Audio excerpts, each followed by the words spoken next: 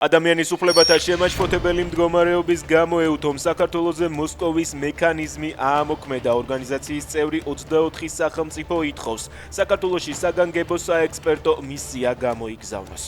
ეუთოს მოსკოვის მექანიზმი შესაძლებლობას აძლევს ეუთოს წევრ ქვეყნებს გამოიწვიონ სერიოზული ბრალდებები ადამიანის უფლებათა დარღვევის შესახებ.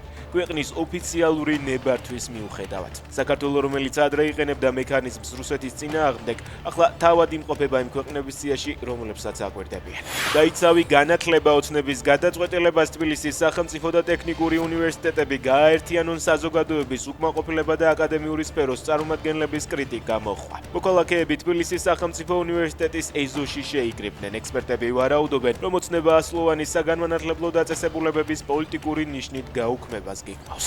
გურჯაანის მუნიციპალიტეტში 46 წლის კაცი გარდაცვლილი იპოვეს. შემთხვევა გუშინ სოფელ კალაურში მოხდა. მთავარი ამბები კახეთიდან ადგილობრივებზე დაყრდნობით წერს, რომ კაცი საცხოვრებელი სახლის ეზოში მდებარე სათავსოში დედამ იპოვა. რის შემდეგაც ადგილზე პოლიცია გამოიძახა. მოხდარზე გამოძიება მიმდინარეობს. ჯანდაცვის სამინისტრო ბრალის დამტკიცების შემთხვევაში ჯუანშერ ბურჯულაძისგან ზარალის 6.900.000 ლარის ანაზღაურებას მოითხოვს. ამის შესახებ დღეს გამართულ სასამართლო პროცესზე სამინისტროს იურიდიული დეპარტამენტის სამმართველოს უფროსმა გიორგი ცაბაძემ განაცხადა.